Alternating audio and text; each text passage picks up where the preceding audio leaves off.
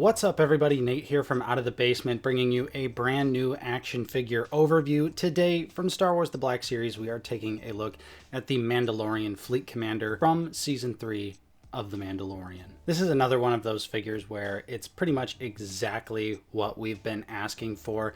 This is essentially a random Mandalorian on the new Death Watch Mando body, which is just an excellent figure. This time around, we've got some unique paint apps and a different overlay though. Before we jump into the figure though, let's take a quick look at the packaging here. He is in a windowed package in the orange Mandalorian color scheme. The mural art on the side there looking very nice. Here is his bio if you want to pause it and read it, as well as a zoomed in image of the mural art. He's the 34th figure in the line, and here's the barcode down at the bottom. So we're not going to waste too much time here. We are just going to get this guy open. We'll take a look at the accessories and then the figure itself. We technically get 3 accessories. We have one blaster here that just has a little bit of brown paint on it, and we've seen this accessory quite a few times before. We also have his jetpack, which is in a dark blue and silver color scheme. This, I think we do actually have a new cap piece here. I believe it doesn't look like the one that Axe or the other Death Watch Mando has. So this actually might be a new piece, or it might be Boba Fett's. I'm actually not 100% certain there. Of course, with that being said, if you have the blast effects, they can plug in. And lastly, we do also have the removable helmet, which does look pretty nice. It's got a white, blue, and silver color scheme. You can see it's got a little V printed above there on the forehead. The scope does articulate downward, of course, and we even have a little bit of silver on the back.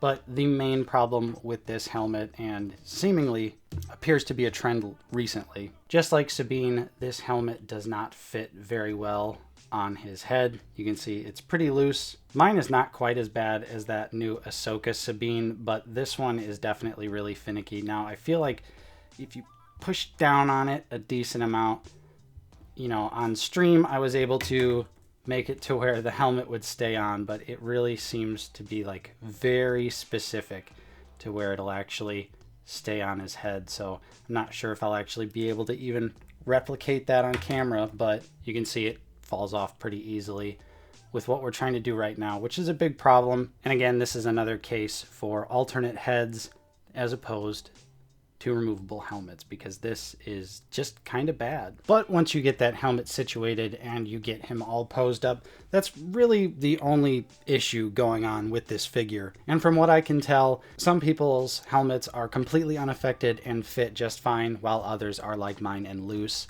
That is the same thing that happened with the Ahsoka figure as well, so it is unfortunately a QC issue, but again, could be easily fixed with alternate heads instead of removable helmets. Posed up on the rotating base, the Mandalorian Fleet Commander does look pretty darn fantastic. I like the new overlays. I'm always down for another random Mando. Give them all to me. He does kind of look a little plain and a little barren in some spots, mainly on the legs. We are seemingly missing some paint apps there, but we have this really nice metallic blue plastic mixed in with this dull gray on the armor to really give this Mandalorian a nice unique contrast while still sticking with kind of the general blue Death Watch color schemes that we see in the Mandalorian. So yeah, let's go ahead and get him off the stand and we'll take a closer look at the figure.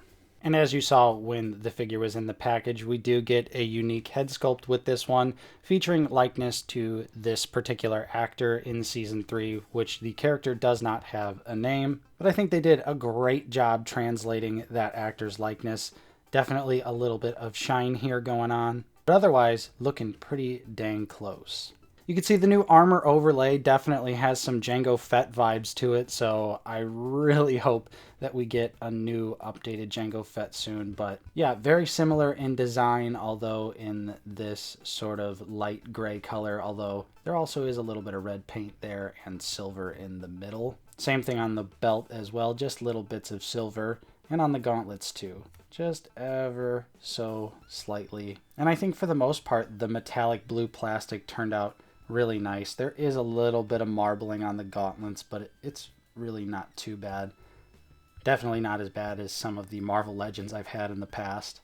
And once we move down here to the knees and the shin armor here, you can see the figure does get a little bit plain. Definitely looks like we are missing paint apps on the knee pads, and it matches the shoulder pads but doesn't really match the armor, and I would assume all of these are supposed to, although I could be wrong. But yeah, I don't know, I feel like we could have got some more detail on these, and I had a hard time finding a source image to see what the actual shins looked like, so I'm not sure if this is truly accurate or just more Hasbro shenanigans. Still though, not really a big deal. I think overall this figure does look incredible. We all already know and love the Death Watch Mandalorian body. It's really nicely articulated. And so if you have one of those, you can definitely expect some really nice posability out of him.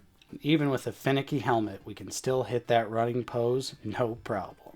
And now actually here in the comparisons with the Death Watch Mando and Axe Woves, I can actually see that we have different lower legs entirely this time around. The boots are totally different. So actually, now that we've got them all lined up, it would appear that the Fleet Commander does have a slight height advantage over the Death Watch Mando body. That's pretty neat. And here he is with Bo-Katan and Casca Reeves. Again, looking pretty good scale-wise. And lastly, for comparisons, we have Paz and Pre-Vizsla. So all in all, the Mandalorian Fleet Commander is not the most essential figure to have in your Black Series collection, but he is still another pretty awesome random Mando. So if you're someone like me and you just love all the Mandalorians and you want to keep adding to that part of your display, picking this guy up is a no-brainer. The helmet is definitely an issue, but I can look past it. However, it is still worth noting because it does seem to be a pretty widespread QC issue.